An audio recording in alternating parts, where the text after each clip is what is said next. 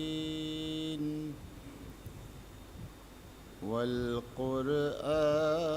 والقرآن الحكيم إنك لمن المرسلين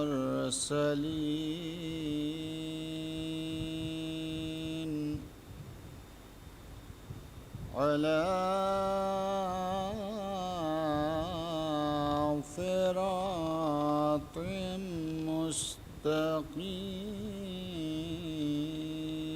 مستقيم تنزيل العزيز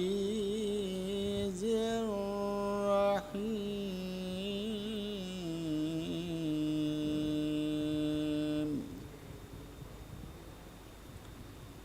لتنذر قوما ما أنذر آباؤهم فهم غافلون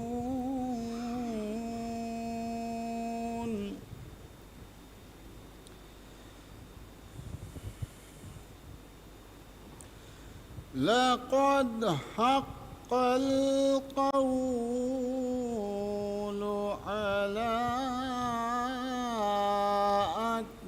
أكثرهم فهم لا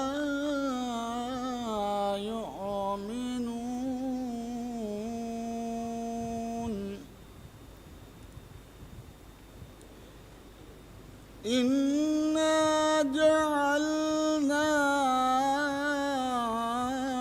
في أعناقهم مغلالا فهي إلى الأذقان فهم مقمحون وجعلنا من بين أيديهم سدا ومن خلفهم سدا فأغشيناهم فهم لا يبصرون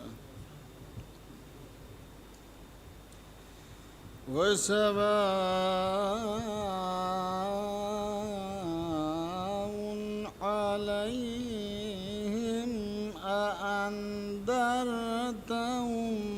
أم لم تنذرهم لا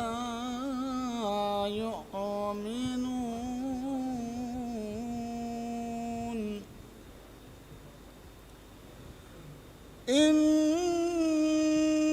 إنما تنذر من اتبع الذكر وخشي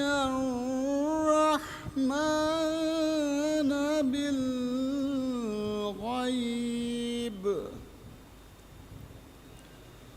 فبشره بمغفرة وأجر كريم إنا نحن نحيي الموتى ونكتب ما قدموا وآثارهم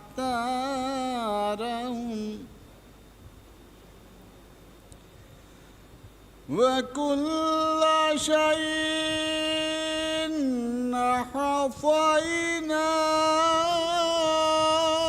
حصيناه في إمام مبين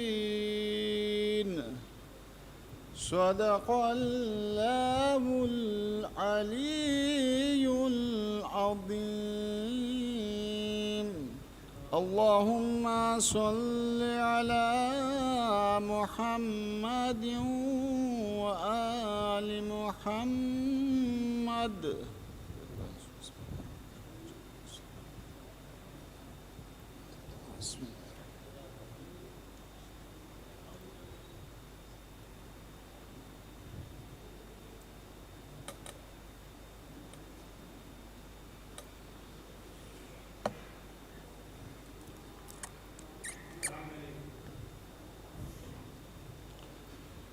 نعرہ صلوات.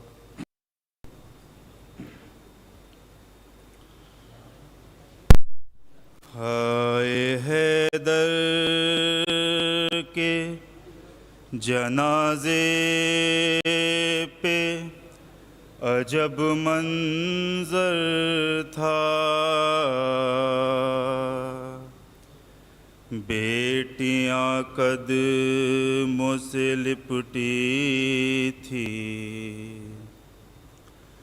بسد آہو بکا. بڑھ کے شبر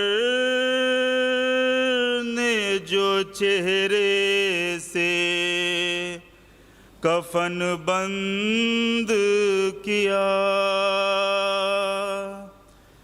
دیکھ کر بھائی کے چہرے کو یہ زینب نے کہا،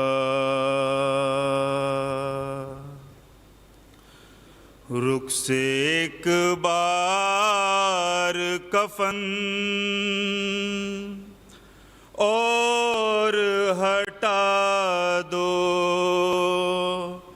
بھیا، میرے بابا کا مجھے چہرہ دکھا دو بھیا. آج بابا جو میرے گھر سے چلے جائیں گے، پھر مجھے شام غریبہ میں نظر آئیں گے. اتنے دن کیسے گزاروں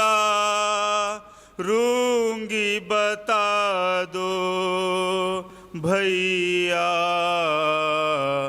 میرے بابا کا مجھے چہرہ دکھا دو بھیا. جیسے اماں کی ردا میں تھی شفا نانا کی،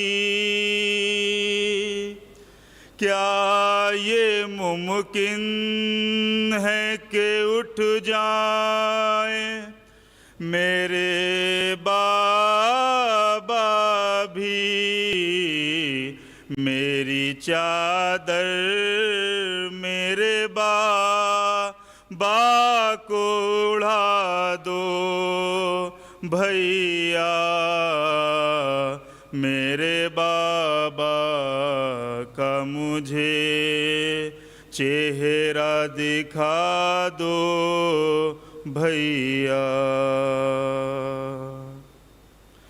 خون بابا کی جبی سے وہ گرا تھا جس پہ، اپنے بابا کی نشانی میں بنا لوں گی اسے، میرے بابا کا مصلی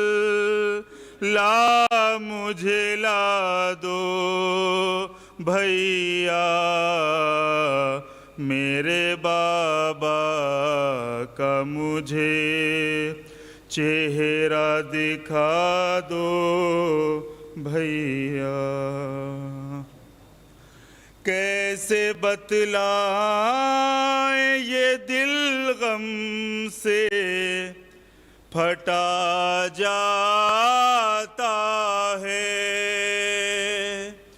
کیا جدا باپ سے ہو کر بھی جیا جاتا ہے،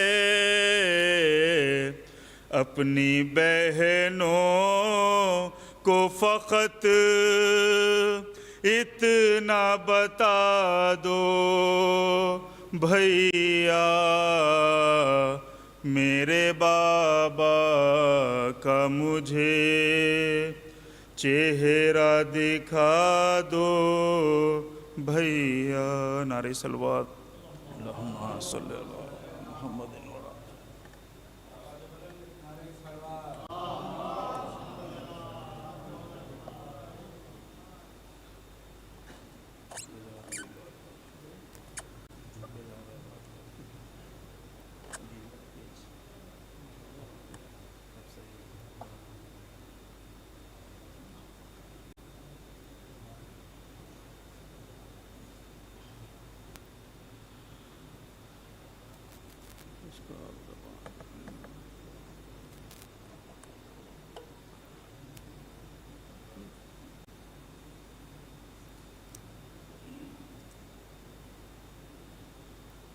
کیا نام ہے؟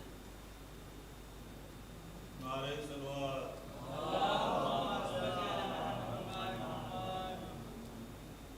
آپ حضرات ایک مرتبہ سورہ الحمد اور 3 مرتبہ سورہ توحید کی تلاوت فرما کر مرحوم کی روح کو ایصال فرمائیں۔ اللہم صلی علی محمد صلی علی محمد وعلی محمد۔ ایاک نعبد و ایاک نستعین۔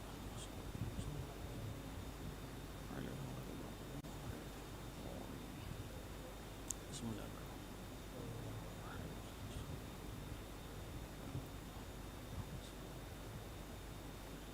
سمان لم یلد ولم یولد ولم یکن له کفوا احد۔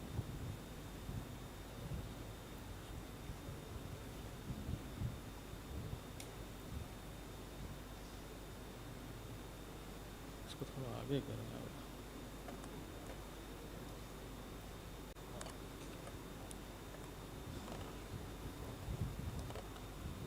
جھک جا رہا۔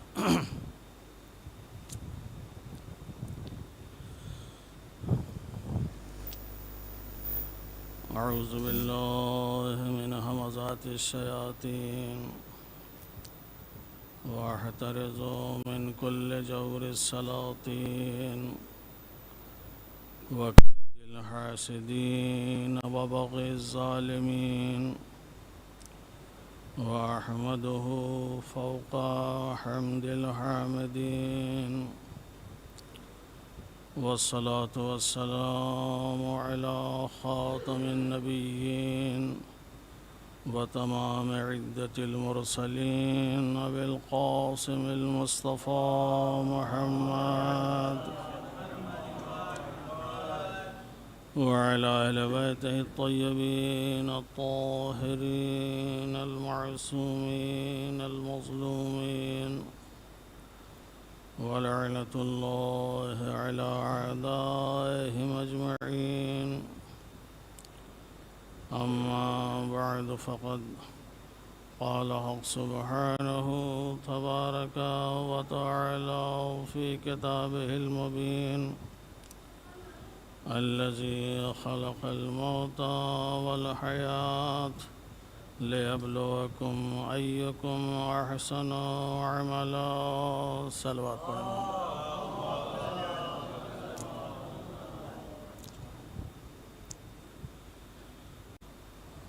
عزیزان محترم، اس سے پہلے 2 مجلسیں ہو چکی ہیں، یہ تیسری مجلس ہے اور وقت بھی ایسا ہے کہ شاید سب کے لیے سخت ہو. بہرحال مرحوم کی ایصال ثواب کی مجلس ہے اور اتفاق سے سیوم کی مجلس پڑھنے کا بھی شرف حاصل ہوا تھا اور اس میں ہم نے ایک چیز کے اوپر بحث کی تھی.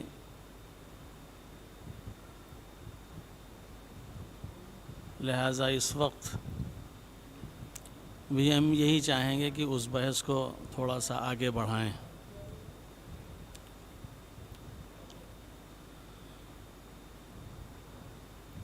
خداوند عالم قرآن مجید میں ارشاد فرما رہا ہے کہ الذی خلق الموت والحیات لیبلوکم ایکم احسن عملا.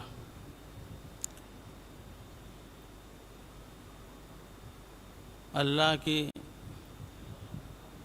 وہ ذات بابرکات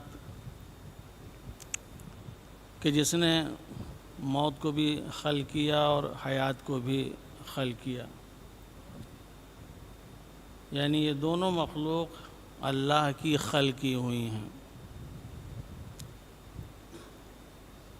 اور ان دونوں کو اس لیے خلق کیا، اس لیے پیدا کیا تاکہ یہ دیکھا جائے کہ عمل کے لحاظ سے بہتر اور احسن کون ہے.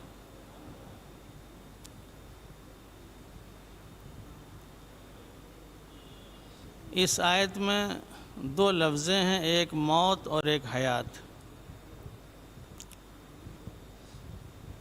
موت بھی دو طرح کی ہوتی ہے اور حیات بھی دو طرح کی ہوتی ہے. ایک موت ہے موت ظاہری اور ایک موت ہے موت باطنی. جس طریقے سے موت ظاہری اور باطنی ہے اسی طریقے سے حیات بھی ظاہری اور باطنی ہوتی ہے. موت ظاہری یہ ہے کہ اس دنیاوی جسم سے روح آخرت کی طرف پرواز کر جائے، یہ ہے موت ظاہری. ہماری روح کا جسم سے اس دنیا سے پرواز کر کے اس دنیا میں چلی جانا. یہ موت کوئی اتنی بڑی موت نہیں ہے، اس لیے کہ یہ ایک طرح کا سفر ہے، یہ ایک طرح کا انسان کا انتقال ہے جو ایک جگہ سے دوسری جگہ صرف منتقل ہو رہا ہے. اور ہمیشہ انسان کا اصول یہی رہا ہے کہ پست جگہ سے بلند جگہ منتقل ہونے کی خواہش اس کے اندر ہمیشہ رہی ہے. کبھی بھی انسان ہمیشہ پست جگہ رہنا نہیں پسند کرتا، چاہتا ہے کہ پستی سے ہم بلندی کی طرف منتقل ہوں. دنیا پست چیز کا نام ہے، آخرت بلند چیز کا نام ہے، لہٰذا انسان اس دنیا سے منتقل ہو کر آخرت کی طرف سفر کرتا ہے. یہ ہے موت ظاہری جو ہماری روح جسم سے پرواز کر کے آخرت کی طرف چلی جاتی ہے. دوسری موت ہے موت باطنی اور موت واقعی. موت باطنی کیا ہے؟ موت باطنی ضلالت ہے، گمراہی ہے، کفر ہے، شرک ہے، جہالت ہے، فقر ہے. اس طرح کی بہت سی چیزیں ایسی ہیں جو موت باطنی اور موت واقعی کہلاتی ہیں. اسی لیے پیغمبر اعظم حضرت محمد مصطفیٰ صلی اللہ علیہ وآلہ وسلم نے فرمایا کہ وہ انسان مردہ نہیں ہے جو اس دنیا سے کوچ کر کے رحلت کر کے آخرت کی طرف جا کے سکون پذیر ہو گیا، بلکہ مردہ انسان وہ ہے جو لوگوں کے درمیان رہے مگر اس کی زندگی ایک مردے کی حیثیت کی ہو، جو اس دنیا سے رحلت کر جاتا ہے، جو اس دنیا سے کوچ کر جاتا ہے اس دنیا کی طرف، آپ اسے مردہ نہ کہیے، اس نے انتقال کیا ہے، اس نے ایک جگہ سے دوسری جگہ کا سفر کیا ہے، اس نے ایک جگہ سے دوسری جگہ کی طرف کوچ کیا ہے۔ یہ مردہ واقعی کون ہے؟ یہ واقعی مرنے والا انسان کون ہے؟ وہ ہے جو لوگوں کے درمیان زندہ ہو مگر اس کی حیثیت ایک مردے کی ہو۔ یہ ہے انسان واقعی مردہ۔ ہمیں اس موت سے بچنا چاہیے، اور اگر ہم اس موت سے اپنے آپ کو ہم نے بچا لیا، اس موت سے اگر ہم محفوظ ہو گئے، تو وہ سفر ہمارا اتنا حسین ہوگا، اتنا خوبصورت ہوگا کہ جس کی کوئی انتہا نہیں، اور وہ سفر ایسا ہوگا کہ پھر انسان اس سفر کے اوپر تعجب کرے گا کہ واقعاً یہ سفر ہے کیسا۔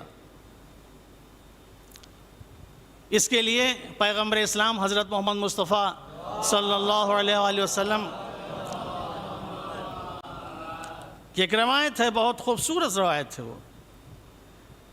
یہ قیامت کے دن جب لوگ میدان حشر میں ہوں گے اور وہاں سے جب جنت کی طرف جا رہے ہوں گے، روایت کہتی ہے یتیرون من قبورہم الی الجنہ، کچھ لوگ ایسے ہوں گے جو قبروں سے اٹھائے جائیں گے، جب اٹھیں گے یتیرون، وہ پرواز کریں گے، وہ اڑیں گے، من قبورہم، اپنی قبروں سے جنت کی طرف، اور یہ پرواز کر کے اور یہ بلند ہو کے یہ سریع السیر سفر کر کے جنت کی طرف جب پہنچیں گے، اور جیسے ہی جنت میں داخل ہونا چاہیں گے فرشتے پوچھیں گے تم لوگ یہاں کیسے آئے گئے؟ یہاں کیسے آ گئے؟ تو وہ جواب دیں گے، جب پوچھا جائے گا یہاں کیسے آ گئے، فرشتوں کا سوال یہ ہوگا ان تمام لوگوں سے جو آنے والے تھے، کیا تم نے حساب دیکھا؟ کیا تم نے کتاب دیکھی؟ کیا تم نے میزان دیکھا؟ کیا تم نے صراط دیکھی؟ کہا ہم نے کچھ نہیں دیکھا۔ پھر یہاں آئے کیسے؟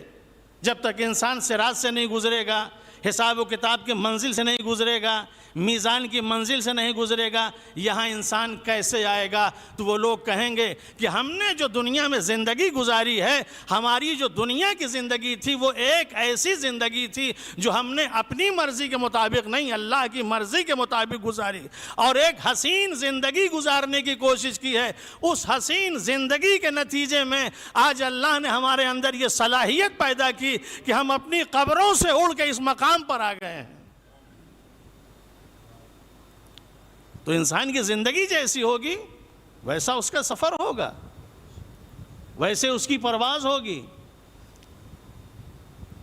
تو یہ وہ لوگ ہوں گے جو اپنی اپنی قبروں سے پرواز کریں گے اور اڑیں گے اور اتنی بلندی سے جائیں گے کہ جنت تک بآسانی پہنچ جائیں گے۔ تو یہ کون چیز ہے جو انہیں وہاں پہنچانے والی ہے؟ یہ ان کے اعمال ہیں، یہ ان کے اچھے اور نیک اعمال جو ان کو اس مقام پر لے جا کے پہنچاتے ہیں۔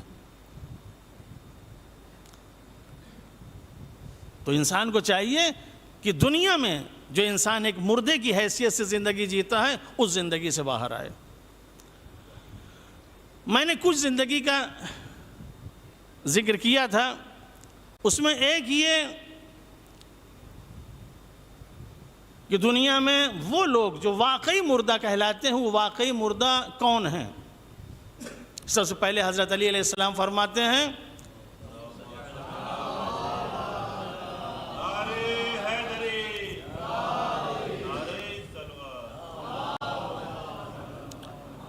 الکذاب والمیت سواء، جھوٹ بولنے والا اور مرنے والا یہ دونوں برابر۔ جھوٹ بولنے والا اور مرنے والا دونوں برابر۔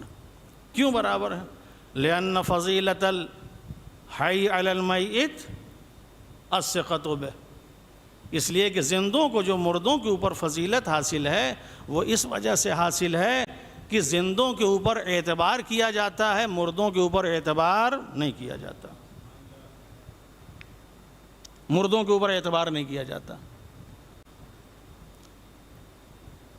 جو انسان مر جاتا ہے اس کے اوپر اعتبار نہیں کیا جاتا، زندوں کے اوپر اعتبار کیا جاتا ہے۔ جھوٹ بولنے والے انسان کی حیثیت ایک مردے کی جیسی ہے۔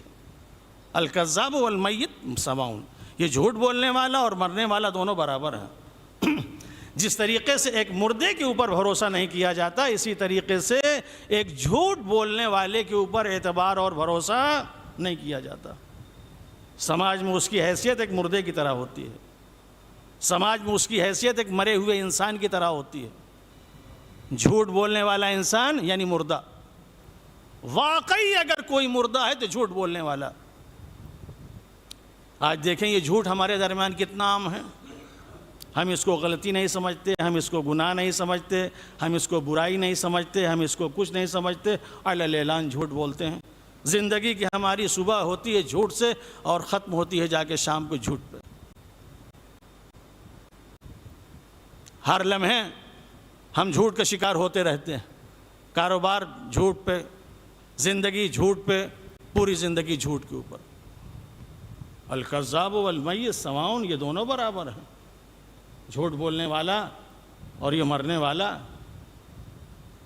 ایک جھوٹے کے سماج اور معاشرے میں اعتبار ہوتا ہے، اس کو جھوٹا کہہ کے دھتکار دیا جاتا ہے، اس کی باتوں میں نہ آنا، یہ انسان جھوٹا ہے، یہ قابل اعتبار نہیں ہے، قابل بھروسہ نہیں ہے، اس کی باتوں کو نہ ماننا، اس کی باتوں کو تسلیم نہ کرنا، لہٰذا اس کو اس کے حال پہ چھوڑ دیا جاتا ہے۔ جھوٹ بولنا گویا انسان کا ختم ہو جانا، مرنے کے برابر ہے۔ ایک چیز یہ جس کے اوپر میں نے گفتگو کی تھی آپ کے درمیان، جھوٹ بولنے والا مرنے والا دونوں برابر۔ دوسری قسم جو واقعاً مردوں کی ہے وہ کون لوگ ہیں جنہیں مردہ کہا گیا ہے؟ دوسری قسم جو ہے مردوں کی وہ ہے، امام علی علیہ السلام فرماتے ہیں الجاہل میت بین الاحیاء، جاہل کی حیثیت ایک مردے کی حیثیت ہے۔ زندوں کے درمیان جاہل کی حیثیت ایسی ہے جیسے ایک مرا ہوا انسان۔ جہالت بہت بری چیز ہے، اور یہ جہالت یاد رکھیے، ایسا نہیں ہے کہ آدمی کے پاس علم نہیں ہے تبھی انسان جاہل ہے۔ یہ جو عرب میں جہالت مشہور تھی، عرب میں جہالت اخلاقی اور اعتقادی اور معاشرتی پسماندگی کی وجہ سے مشہور تھی۔ بہت سے لوگ اخلاقی اعتبار سے پست تھے، بہت سے لوگ سماجی اعتبار سے پست تھے، اور پستی کا یہ عالم ایک انسان اگر اپنی زندہ بچی کو درگور کر دے، زمین میں دفن کر دے، تو اس سے بڑی جہالت کیا ہو سکتی ہے؟ اعتقادی لحاظ سے پستی، توحید سے دوری، شرک اور کفر سے نزدیکی، یہ جو پستی تھی، یہ جو جہالت تھی، ان کی کس وجہ سے تھی؟ اسی وجہ سے تھی۔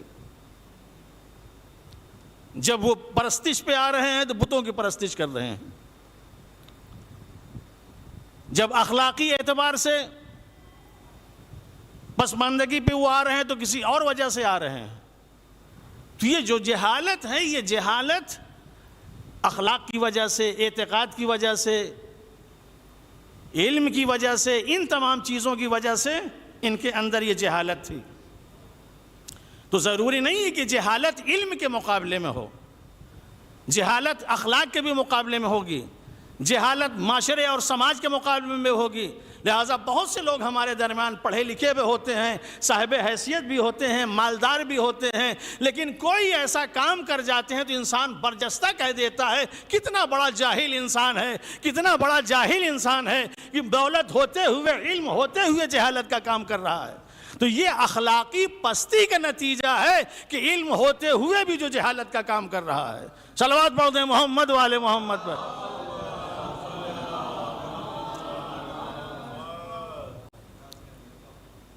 بڑے بڑے لوگ ہوتے ہیں، سب کچھ ہوتا ہے، لیکن حرکتیں ایسی کرتے ہیں، ایسی پست اور ایسی گھٹیا کہ انسان فوراً کہہ دیتا ہے کتنا بڑا جاہل انسان ہے یہ۔ نہ پھر اس کے علم کو دیکھتا ہے، نہ اس کی دولت کو دیکھتا ہے، نہ کسی اور چیز کو دیکھتا ہے، بلکہ اس کی اخلاقی پستی کو دیکھتے ہوئے انسان برجستہ یہ کہہ دیتا ہے یہ انسان جاہل ہے۔ یہ جہالت کی علامت ہے۔ یہ ایک جاہل انسان ایسا کام نہیں کرتا جیسا یہ کر رہا ہے۔ تو جہالت بہت بری چیز ہے، انسان کو جہالت سے باہر آنا چاہیے۔ دیکھیں، ایک جو جہالت ہے علم کے مقابلے میں ہے، ایک جہل جو ہے وہ علم کے مقابلے میں ہے، اور ایک جہل جو ہے وہ عقل کے مقابلے میں ہے۔ کبھی انسان مدرسہ، اسکول، کالج نہ جانے کی وجہ سے جاہل رہ جاتا ہے، حالات کی وجہ سے جاہل رہ جاتا ہے، غربت کی وجہ سے جاہل رہ جاتا ہے، نہیں پڑھ پاتا، نہیں لکھ پاتا، جاہل رہ جاتا ہے۔ ایک تو یہ ہے جاہل جو علم کے مقابلے میں ہوتا ہے، ایک جاہل جو ہوتا ہے وہ عقل کے مقابلے میں ہوتا ہے، پڑھا لکھا ہے، سب کچھ ہے، مگر عقل کے اعتبار سے وہ جاہل ہوتا ہے۔ یہ دو طرح کے جاہل ہیں، ایک علم کے مقابلے میں، ایک عقل کے مقابلے میں۔ عقل کے مقابلے میں جو جاہل ہے وہ پڑھا لکھا ہے، صاحب علم ہے، سب کچھ ہے، مگر اس کے باوجود بھی وہ جاہل ہے۔ یہ دو طرح کے جاہل سماج اور معاشرے میں ہوتے ہیں۔ ایک وہ ہوتے ہیں جو اسکول کالج نہیں جاتے، وہ جاہل ہوتے ہیں۔ ایک وہ ہوتے ہیں جو پڑھے لکھے ہیں مگر عقل کے مقابلے میں وہ جاہل ہوتے ہیں۔ ان دو جاہلوں میں سماج اور معاشرے کو سب سے زیادہ جو نقصان پہنچا ہے وہ ان پڑھے لکھے لوگوں سے نہیں پہنچا جو علم کے مقابلے میں جاہل ہیں۔ جو علم کے مقابلے میں جاہل ہیں ان سے اتنا نقصان نہیں پہنچا سماج و معاشرے کو۔ سماج و معاشرے کو سب سے زیادہ نقصان جو پہنچا ہے ان لوگوں سے پہنچا ہے جو عقل کے مقابلے میں جاہل ہیں۔ پڑھے لکھے ہیں، عالم ہیں، ڈاکٹر ہیں، انجینئر ہیں، سب کچھ ہیں، مگر عقل کے مقابلے میں جاہل ہونے کی وجہ سے سب سے زیادہ نقصان سماج اور معاشرہ، دین اور اسلام کو جو ہوا ہے وہ ان لوگوں سے ہوا ہے۔ اس لیے کہ ان کی باتیں سب مانتے ہیں، سب تسلیم کرتے ہیں۔ ہو سکتا ہے ایک جو پڑھا لکھا نہیں ہے اس کی بات کو ٹھکرا دیا جائے، مگر ایک عالم ہے، ایک ڈاکٹر ہے، ایک انجینئر ہے، ایک پڑھا لکھا انسان ہے، وہ اگر کوئی بات کہے گا تو لوگ اس کو جلدی سے منع نہیں کریں گے، انکار نہیں کر پائیں گے، ان کی باتیں مانی جائیں گی، ان کی باتیں تسلیم کی جائیں گی۔ لہٰذا بہت سی چیزیں ایسی ہوئی ہیں دین اسلام میں جن کی وجہ سے بہت زیادہ نقصانات ہوئے ہیں۔ تو ایک انسان وہ ہوتا ہے جو علم کے مقابلے میں جاہل ہے، وہ اپنی جہالت کو دور کر سکتا ہے، آسان ہے، لیکن ایک انسان وہ ہے جو عقل کے مقابلے میں جاہل ہے، پڑھا لکھا ہے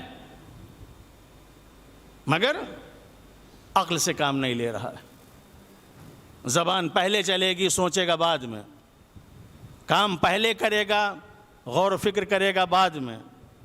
ہمیشہ عقل اس انسان کے پیچھے ہوتی ہے، اعمال اور حرکتیں اس کی آگے ہوتی ہیں، جس کی وجہ سے دین اور اسلام کو نقصان پہنچتا ہے۔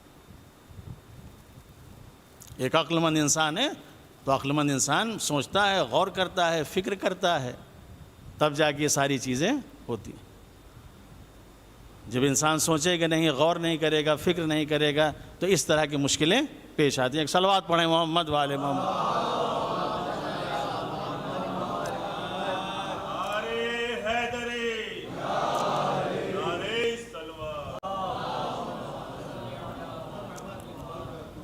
تو ایک یہ ہوتا ہے جو انسان سماج اور معاشرے کے لحاظ سے مردہ کہلاتا ہے، جس کے پاس علم نہیں ہوتا، یا جو علم کے مقابلے میں جاہل ہو یا عقل کے مقابلے میں جاہل ہو، جس اعتبار سے بھی اس کے اندر جہالت ہے، وہ جہالت بہت نقصان دہ ہے۔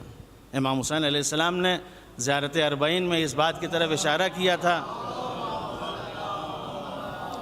ہم نے جو قیام کیا، ہم جو اتنی بڑی قربانی کے لیے تیار ہوئے، لِيَسْتَنْقِذَ عِبَادَكَ مِنَ الْجَهَالَةِ، تاکہ ہم بندوں کو جہالت سے نکالیں۔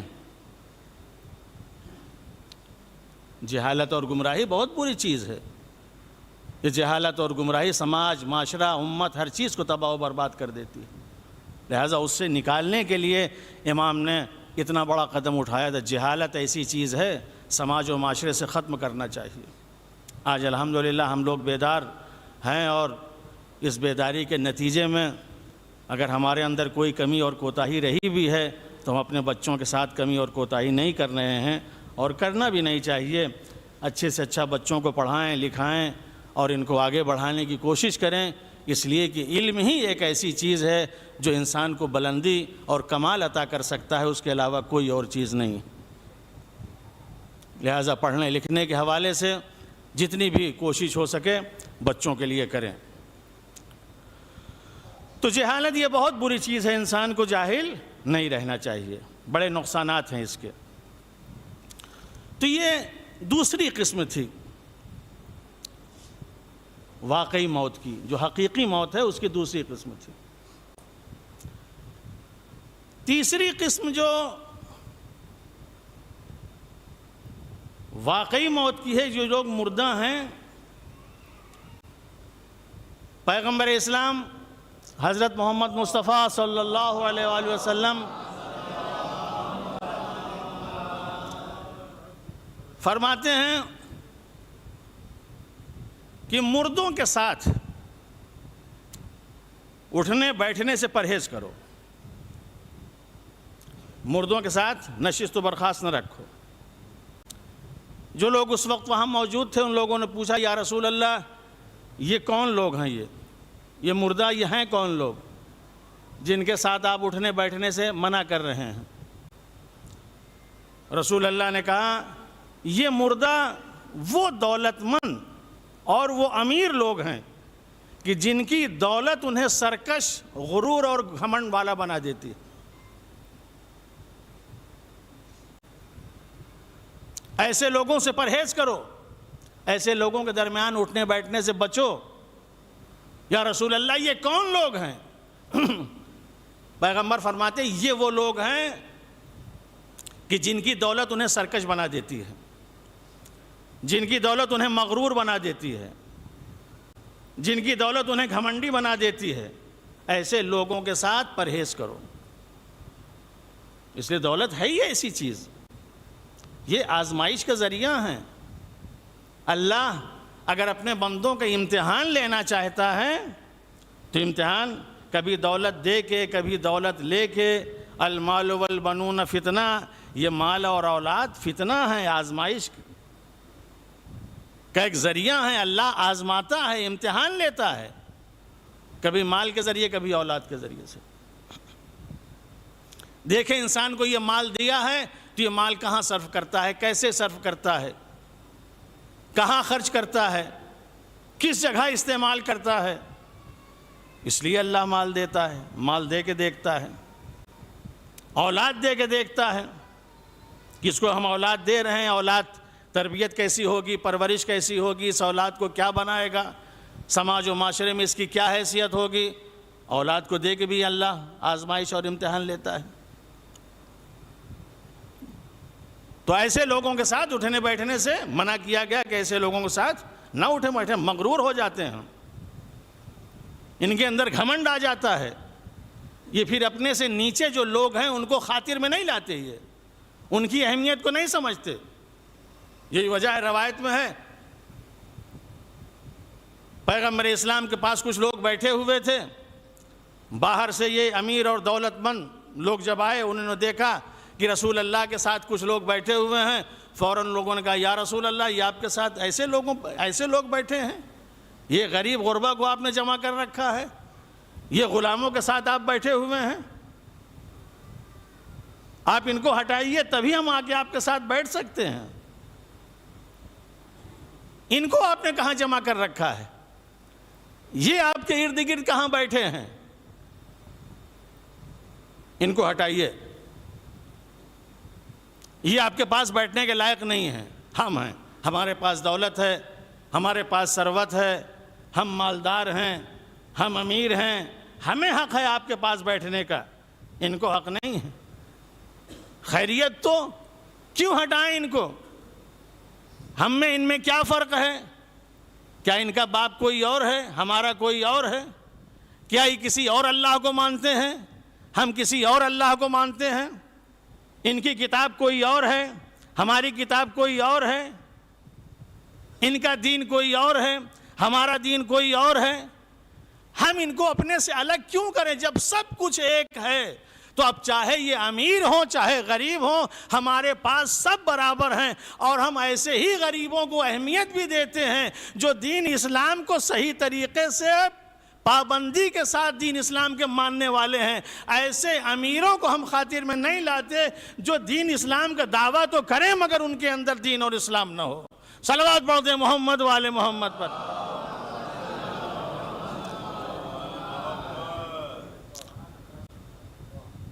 تو جہاں یہ دولت آ جاتی ہے انسان مغرور ہو جاتا ہے، بیٹھتا بھی ہے تو بہت ہی سوچ سمجھ کے بیٹھتا ہے کہ ہم کس کے پاس بیٹھ رہے ہیں۔ دیکھیں گے دائیں بائیں کہاں اچھے لوگ بیٹھے ہوئے ہیں، اس کے بعد جا کے وہی جگہ اور وہی کرسی اور وہی چیز انتخاب کریں گے جہاں ان کے برابر کے لوگ ہوں۔ اگر کوئی غریب کہیں ایسے بیٹھا ہوا ہے تو جا کے فوراً انسان نہیں بیٹھ جاتا، پہلے دیکھے گا چاروں طرف ہمارے برابر کے لوگ کہاں ہیں، ہماری حیثیت کے لوگ کہاں ہیں، پھر انسان اس جگہ کے انتخاب کرتا ہے، جا کے وہاں بیٹھتا ہے۔ غربت سے اتنی لوگ نفرت کرتے ہیں۔ یہ واقعاً چھوٹے چھوٹے واقعات اور چھوٹی چھوٹی روایتیں ایسی ہیں جو ہم برابر سنتے رہتے ہیں، صرف تذکر کے لیے یہ ساری چیزیں واقعاً ہمارے لیے کافی ہیں کہ پیغمبر کے پاس بہت سے لوگ بیٹھے ہوئے تھے، اس میں غریب بھی تھے، امیر بھی تھے۔ ایک امیر بیٹھا ہوا تھا، غریب بھی بیٹھا ہوا ہے۔ امیر بار بار اپنے لباس کو سمیٹتا جا رہا ہے، بار بار اپنے لباس کو سمیٹتا جا رہا ہے۔ کہا بھیا کیوں اپنے لباس کو سمیٹ رہے ہو؟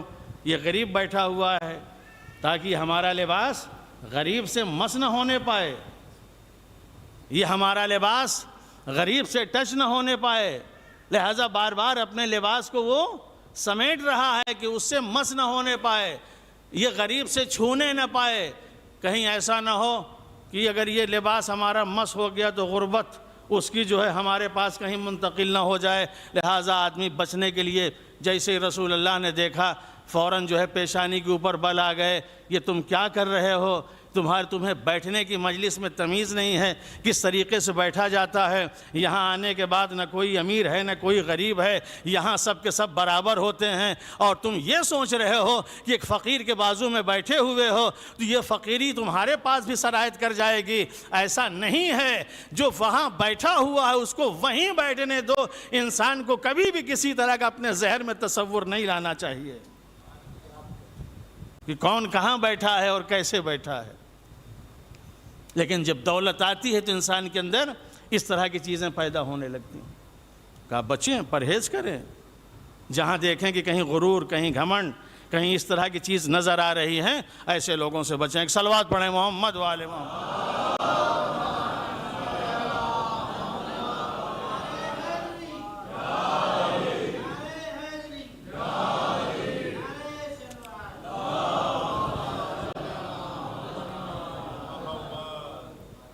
امام علی علیہ السلام نے بھی اس بات کی طرف اشارہ کیا ہے، ہلاک خزان الاموال،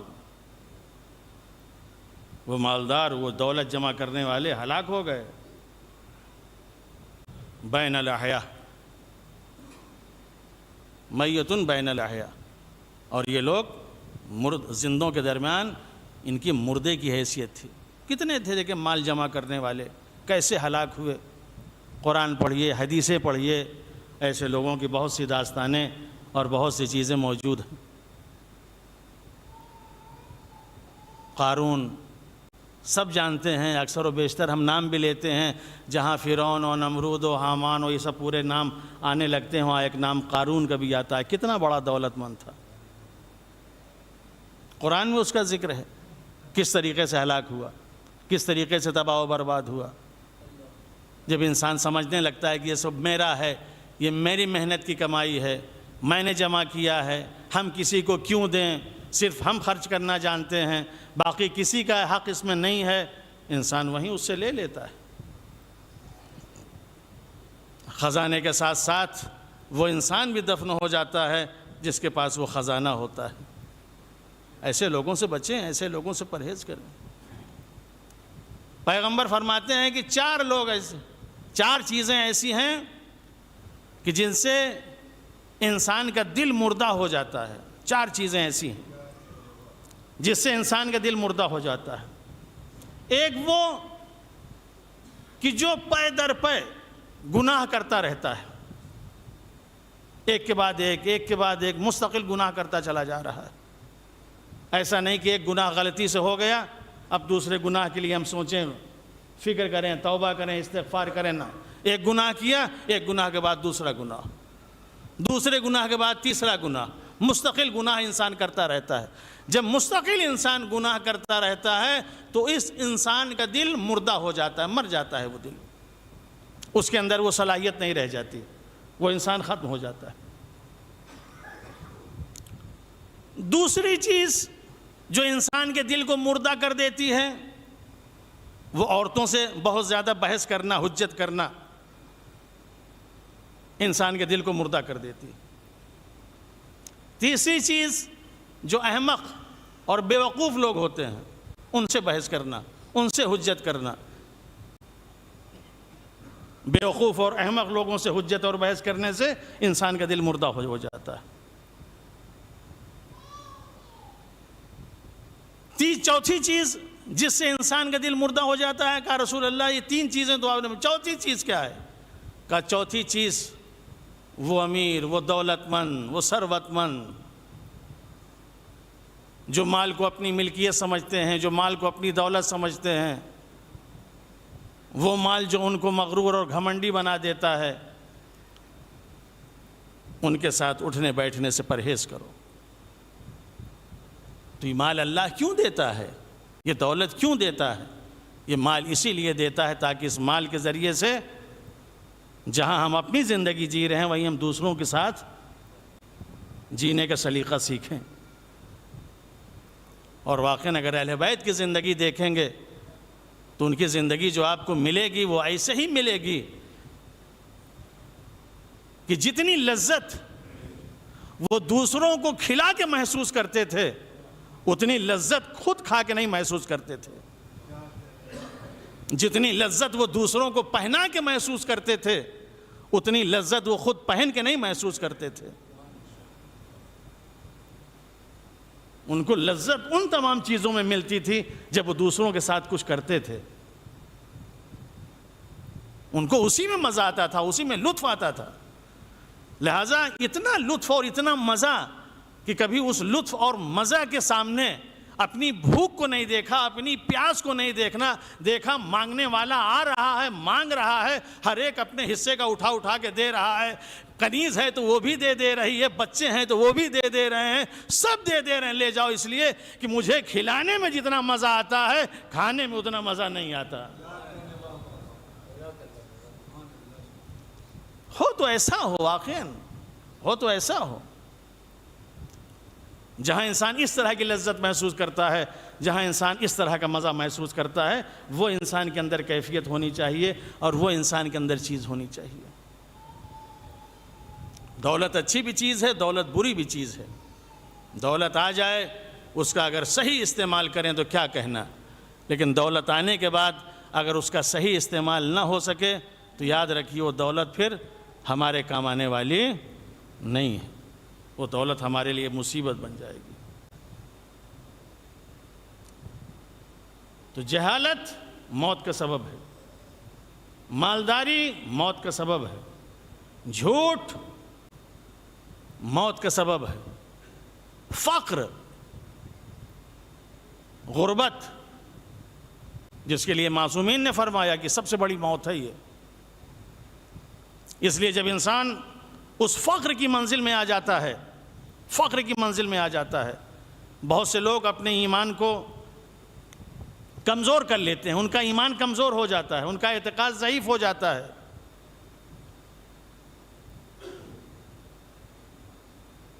ان کا ایمان اور عقیدہ جب کمزور ہو جاتا ہے تو ایسے لوگوں سے دیکھیں بہت سے فائدے اٹھاتے ہیں لوگ، ایسے لوگوں کو تلاش کرتے ہیں۔ کہاں لوگ ایسے ہیں جن کے پاس علم نہیں ہے، جن کے پاس صحیح عقیدہ نہیں ہے، جن کے پاس صحیح ایمان نہیں، لہٰذا ایسے لوگوں پہ ہاتھ ڈالتے ہیں اور ان کو گمراہ کرتے ہیں۔ بہت سے نوجوان ہمارے گمراہی کا شکار ہو جاتے ہیں، بہت سے بچے ہمارے گمراہی کا شکار ہو جاتے ہیں، بہت سے بزرگ ہمارے گمراہی کا شکار ہو جاتے ہیں، اس لیے کہ ان کے پاس وہ ایمان اور وہ عقیدہ اور وہ علم جو ایک قوت کا سبب تھا وہ ان کے اندر نہیں ہے، لہٰذا جو چاہے ان کو بہکا لے جائے۔ اس کے نتیجے میں دیکھیں کتنے لوگ گمراہ ہوتے چلے جا رہے ہیں۔ فقر سے لوگ کتنا فائدہ اٹھاتے ہیں، یہی فقر ہے جو کبھی مالداروں کے سامنے جا کے انسان کو ہاتھ پھیلانے پہ مجبور کرتا ہے، یہی فقر ہے جو انسان کو سلام کرنے کے اوپر مجبور، یہی فقر ہے جو انسان کو ہر چیز کے لیے آمادہ کرتا ہے، اور اس فقر کی وجہ سے انسان سب کچھ کرنے کے لیے تیار ہو جاتا ہے۔ یعنی ظلم اس انسان پر ہو رہا ہے، لیکن فقیری کی وجہ سے، غربت کی وجہ سے ظلم کو برداشت کرنے کے لیے تیار ہے۔ جب انسان ایک ظلم پذیر بن جائے، صرف ظلم بری چیز نہیں ہے، ظلم پذیری بھی بری چیز ہے۔ ظلم پذیری انسان کو مار ڈالتی ہے، ظلم پذیری انسان کو ختم کر دیتی ہے۔ جب انسان ظلم قبول کرنے کا عادی ہو جائے وہ انسان مر جاتا ہے۔ غریب ظلم پذیر ہوتا ہے، بڑے بھی ظلم کر رہے ہیں، امیر بھی ظلم کر رہے ہیں، سب ظلم کر رہے ہیں، سب کے ظلم کو برداشت کر رہا ہے، کچھ نہیں بول رہا ہے۔ یہ ظلم پذیری انسان کو ختم کر دیتی ہے۔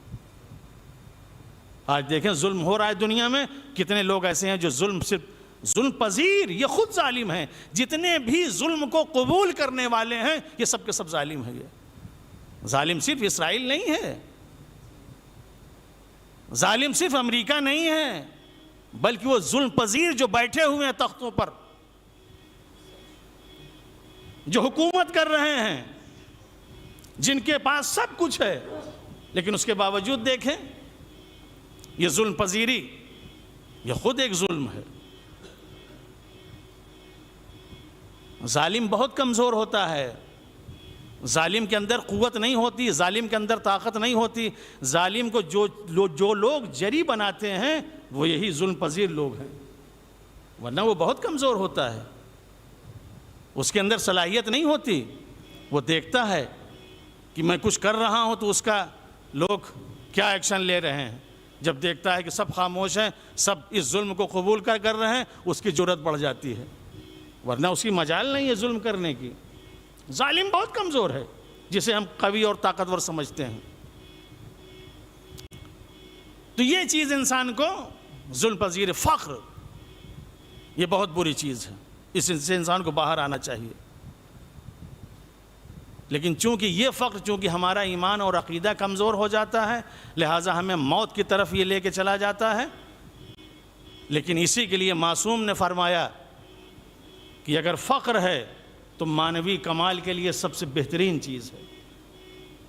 فقر جس انسان کو مانوی کمال تک پہنچا سکتا ہے، دولت انسان کو اس کمال تک نہیں پہنچا سکتی۔ ایک صلوات پڑھیں محمد والے محمد۔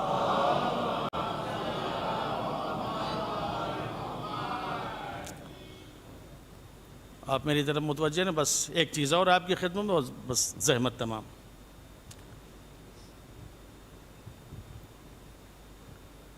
کتنی چیزیں ہو گئیں؟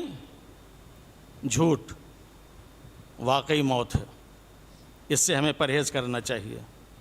یہاں بیٹھے ہیں تو ہم صرف مرنے والے کو ثواب پہنچانے کے لیے صرف نہیں آئے ہیں، بلکہ ہم بھی اپنے علم و معرفت اور ان تمام چیزوں میں اضافہ کرنے کے لیے آئے ہیں، تاکہ کسی طرح کے ہمارے اندر کوئی کمی نہ رہ جائے۔ مرنے والا تو مر گیا، لیکن ہم اپنا کم کم ہوشیار ہو جائیں۔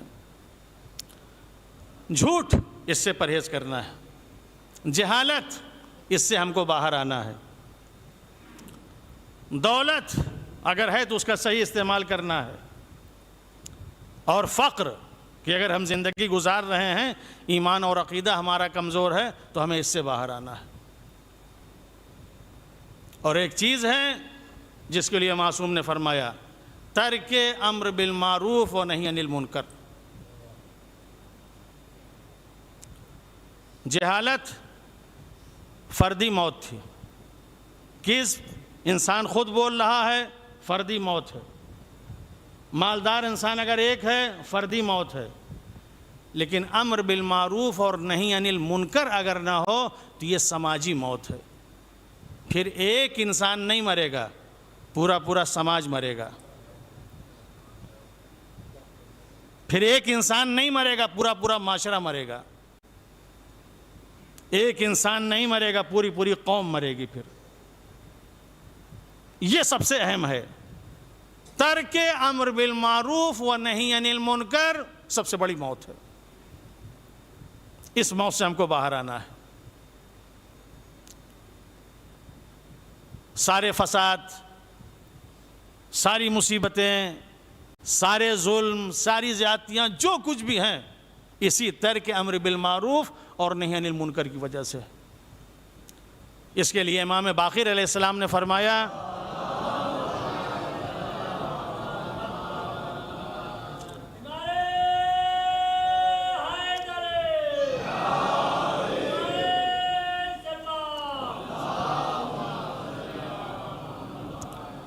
وَيْلٌ لِقَوْمٍ لَا يَدِينُونَ امر بالمعروف و نہی عن المنکر. وَيْلٌ لِقَوْمٍ، ویل ہو اس قوم کے اوپر. ویل کہہ رہے ہیں، ویل ہے اس قوم پر. لا يدینون اللہ، جو انسان امر بالمعروف اور نہی عن المنکر کے ذریعے لوگوں کو دیندار نہ بنائے. ویل لقوم، پوری قوم کی بات ہو رہی ہے. ویل ہو اس قوم کے اوپر لا یدینون اللہ، جو امر بالمعروف اور نہی عن المنکر کے ذریعے لوگوں کو دیندار نہ بنائے، لوگوں کو دین سے قریب نہ کرے. ویل. بس ایک دو حدیثیں پڑھ کے آپ کی زحمت مام. چھٹے امام فرماتے ہیں بئس قوم، کتنی بری ہے وہ قوم. بئس قوم یعیبون بالامر بالمعروف والنہی عن المنکر، جو امر بالمعروف اور نہی عن المنکر کو عیب سمجھتے ہیں. آج یہی عیب سمجھ کے ہم امر بالمعروف اور نہی عن المنکر نہیں کر رہے ہیں. اگر کہیں گے تو لوگ ہم کو کیا کہیں گے، لوگ کیا بولیں گے، لوگ ہمارے بارے میں کیا سوچیں گے. اپنی آنکھوں کے سامنے دیکھ رہے ہیں قوم اور سماج اور معاشرے کے بچے بچیاں، چھوٹے بڑے، عورت مرد کیا نہیں کر رہے ہیں، مگر ہم خاموش ہیں. ہم دیکھتے ضرور ہیں مگر کچھ نہیں بولتے. ہمیں صرف اپنے بچوں کی فکر ہے، ہمیں اپنے گھر کی فکر ہے، دوسروں کی ہمیں کوئی فکر نہیں ہے. بئس قوم، کتنی بری ہے وہ قوم. یعیبون بالامر بالمعروف والنہی عن المنکر. جس قوم کا یہ عالم ہو جائے. جب انسان اس سے پرہیز کرے گا، اس سے دوری اختیار کرے گا، تو پھر انسان کیا کرے گا؟ پھر امام فرماتے ہیں ان الامر بالمعروف والنہی عن المنکر فریضۃ عظیمہ، یہ سب سے عظیم فریضہ ہے. تقام بہا الفرائض، اس کے ذریعے سے فریضے جو ہیں وہ قائم کیے جاتے ہیں. اس کے ذریعے سے دین قائم کیا جاتا ہے، دینی امور انجام دیے جاتے ہیں. اگر یہ چیز انسان ترک کر دے تو دینی فرائض انسان بھول جائے گا، چھوڑ دے گا. تقام بہا الفرائض، اس کے ذریعے سے فریضے وجود میں آتے ہیں، اس کے ذریعے سے نمازیں وجود میں آتی ہیں، روزے وجود میں آتے ہیں، دینداری وجود میں آتی ہے. یہ اگر چھوڑ دیں گے تو سب ختم ہو جائے گا. سب سے اہم چیز ہے، انسان کو اس کے اوپر عمل کرنا چاہیے. اس کے بعد پیغمبر فرماتے ہیں کیف بکم اذا فسدت نساؤکم وفسق شبابکم، تمہارا اس وقت کیا حال ہوگا جب تم یہ امر بالمعروف اور نہی عن المنکر چھوڑ دو گے. فسدت نساؤکم، تمہاری عورتیں فاسد ہو جائیں گی. وفسق شبابکم، تمہارے جوان فاسق اور فاجر ہو جائیں گے. اس وقت کیا کرو گے تم؟ اذا فسدت نساؤکم، جس دن امر بالمعروف اور نہی عن المنکر چھوڑ دو گے عورتوں میں فساد آ جائے گا، سماج میں فساد پیدا ہو جائے گا، معاشرے میں فساد پیدا ہو جائے گا۔ وَفَسَقَ شَبَابُكُمْ، تمہارے جوان فاسد ہو جائیں گے، یہ فاسق ہو جائیں گے، بے دین ہو جائیں گے، دین کے اوپر عمل نہیں کریں گے، اس وقت کیا کرو گے؟ لہٰذا اس چیز کو نہ چھوڑنا۔ کیف بکم اذا فسدت نساؤکم وفسق شبابکم، اس فساد سے اپنے آپ کو بچائیں، عورتوں کو بچائیں، جوانوں کو بچائیں، یہ بہت اہم ہے۔ اور یہ امر بالمعروف اور نہی عن المنکر کوئی نئی چیز نہیں ہے، کوئی نئی چیز نہیں ہے جو ہم سے کہا جا رہا ہے کرنے کے لیے۔ یہ انبیاء کی سیرت رہی ہے، جناب آدم نے یہی کام کیا، جناب نوح نے یہی کام کیا، جناب ابراہیم نے یہی کام کیا، سارے انبیاء نے یہی کام کیا ہے، آخری پیغمبر نے یہی کام کیا، اور خود حسین ابن علی نے یہی کام کیا۔ جب آپ نے کربلا کے قیام کے بارے میں بیان کیا تو ایک چیز جو بیان کی وہ یہ ان آمر بالمعروف وانہی عن المنکر۔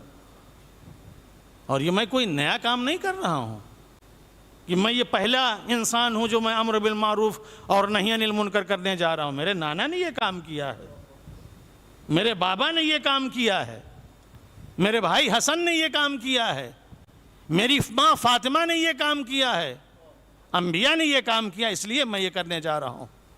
چونکہ اس میں روح ہے، اس میں زندگی ہے، اس میں حیات ہے، لہٰذا میں یہ کام کرنے جا رہا ہوں۔ لہٰذا میرے چاہنے والوں، اگر جس طریقے سے آج میں دین اسلام کو اس امر بالمعروف اور نہی عن المنکر کے ذریعے زندہ کر رہا ہوں، اگر تم بھی اپنے اندر یہ چیز پیدا کر لو تو جس طریقے سے میں آج زندہ کر رہا ہوں، قیامت تک تم بھی مرے ہوئے دین کو زندہ کر سکتے ہو، تم بھی اسلام کو زندہ کر سکتے ہو، تم بھی سماج اور معاشرے کو زندہ کر سکتے ہو۔ امر بالمعروف سخت ہے، آسان نہیں ہے، سخت ہے۔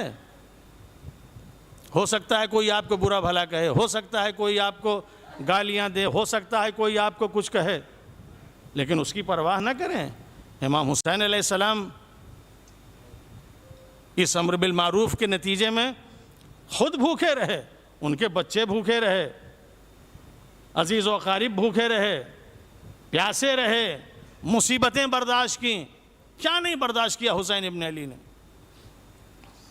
معمولی چیزیں حسین ابن علی نے برداشت کی، وہ چیزیں برداشت کی واقعاً کوئی تحمل نہیں کر سکتا، کوئی برداشت نہیں کر سکتا جو کربلا میں حسین ابن علی برداشت کر رہے تھے۔ اللہ اکبر۔ یہ امر بالمعروف اور نہی عن المنکر، کسی اپنی زندگی پیاری نہیں ہوتی، کسی اپنا خاندان عزیز نہیں ہوتا۔ کیا حسین کو اپنی زندگی پیاری نہیں تھی؟ کیا انہیں اپنے بچے پیارے اور عزیز نہیں تھے؟ جیسے آج ہم اپنے سینوں سے لگائے ہوئے ہیں، جیسے آج ہم صرف اپنے گھر کو گھر سمجھتے ہیں، باقی کسی کے گھر کو گھر نہیں سمجھتے، ہمارا بچہ سب سے اچھا، باقی کوئی اور ہم سے کوئی سروکار نہیں۔ کیا حسین ابن علی یہ نہیں جانتے تھے کہ اپنا بچہ سب سے پیارا ہوتا ہے؟ علی اکبر کی حفاظت کرنا چاہیے تھا، قاسم کی حفاظت کرنا چاہیے تھی، علی اصغر کا خیال کرنا چاہیے تھا، لیکن کیا کہنا حسین ابن علی کا؟ حسین ابن علی نے کیا کہا کہ دیکھیں جہاں امر بالمعروف اور نہی عن المنکر ہوتا ہے وہاں سماج اور معاشرہ، جب سماج اور معاشرہ نہیں ہوگا تو میں رہ کے کیا کروں گا؟ جب امت نہیں ہوگی تو امام رہ کے کیا کرے گا؟ جہاں امام ہوتا ہے وہیں امت ہوتی ہے، جہاں امت ہوتی ہے وہیں امام ہوتا ہے، یہ ایک دوسرے کو لازم و ملزوم ہے۔ جب امت نہیں تو میں رہ کے کیا کروں گا؟ لہٰذا پہلے امت کو زندہ کرنا ہے اگر میں زندہ رہنا چاہتا ہوں۔ حسین ابن علی نے اس امت کو زندہ کرنے کے لیے اپنے کیسے کیسے جوان کو قربان کیے ہیں۔ اللہ اکبر، علی اکبر جیسا کڑیل جوان۔ کیا حسین ابن علی اپنے بیٹے کو نہیں بچا سکتے تھے؟ کیا نہیں جانتے تھے؟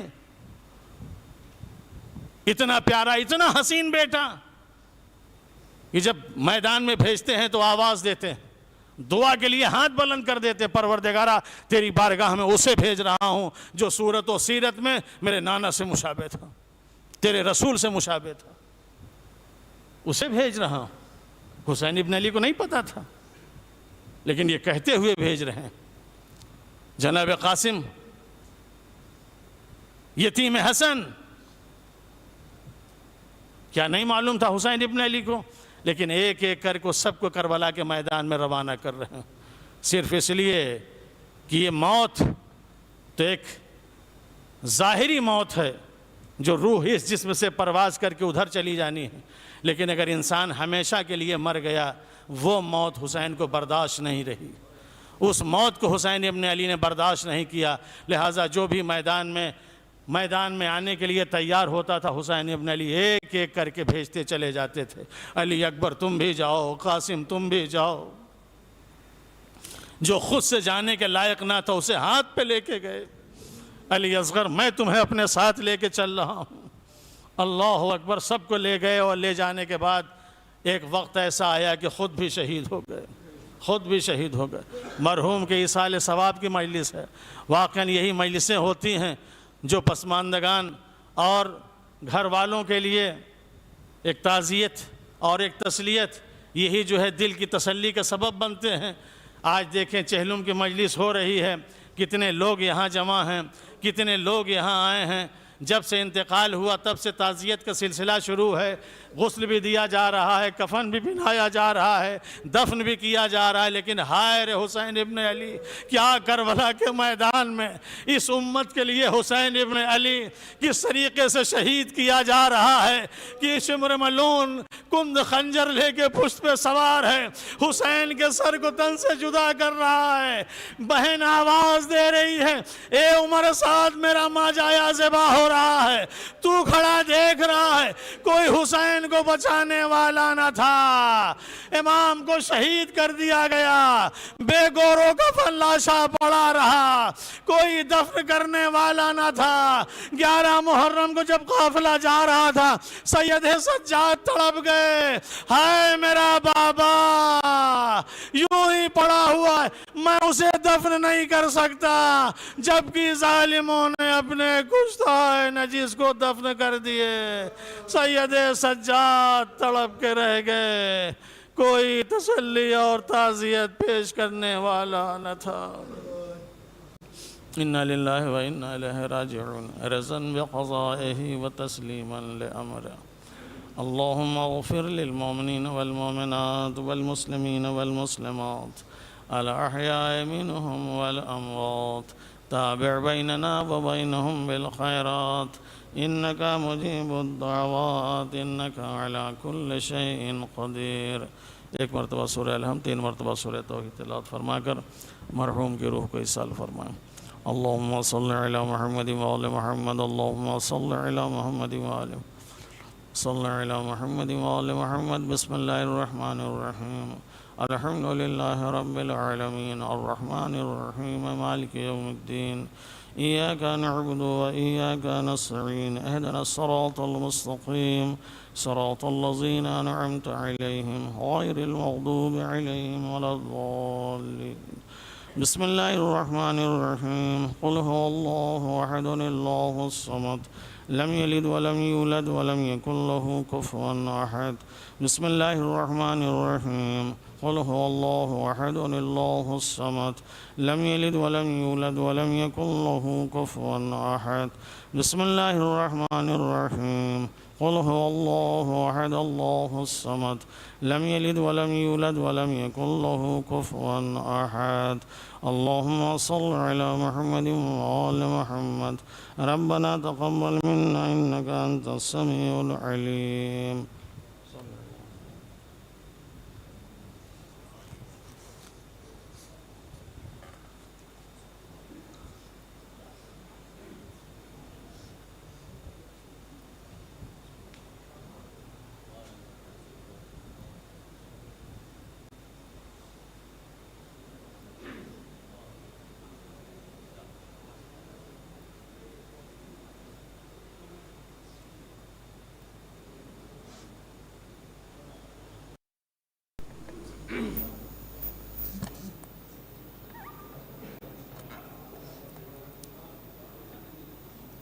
یا حسین یا حسین یا حسین یا حسین یا حسین یا حسین یا حسین یا حسین یا حسین یا حسین کیا نارنج شاہ امم پر گزر گئے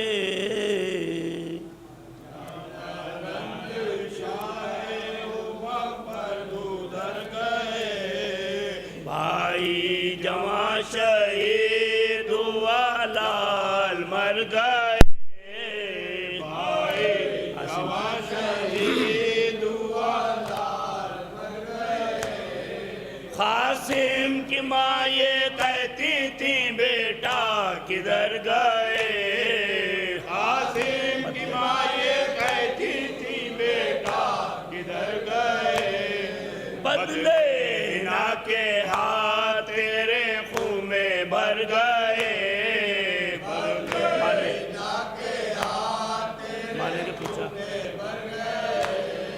ماں نے جو پوچھا اصغر نادا کو کیا کیا ماں نے جو پوچھا اصغر نادا کو کیا کیا فرمایا شہ نے تیرے ستم کھا کے مر گئے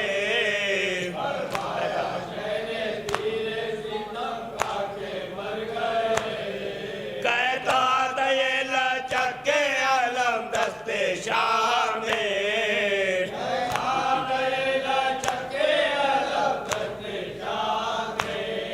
ٹوٹی کمر حسین کی عباس مر گئے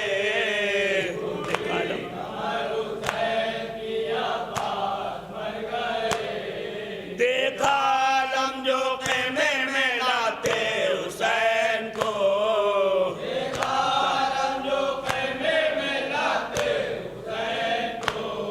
فضا پکاری بی بی او عباس مر گئے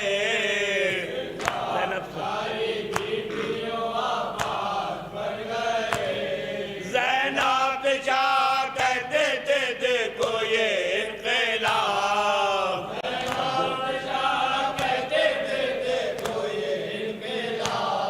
سب دوپہر میں جہاں سے گزر گئے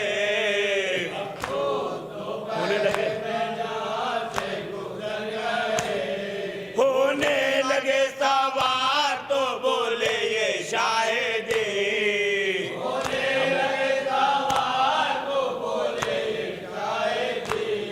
تھا وہ رکا باپ کی اکبر کی در گئے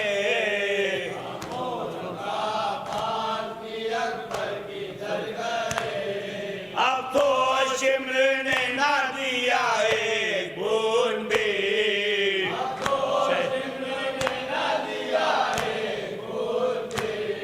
شہ مانگتے ہی مانگتے پانی گزر گئے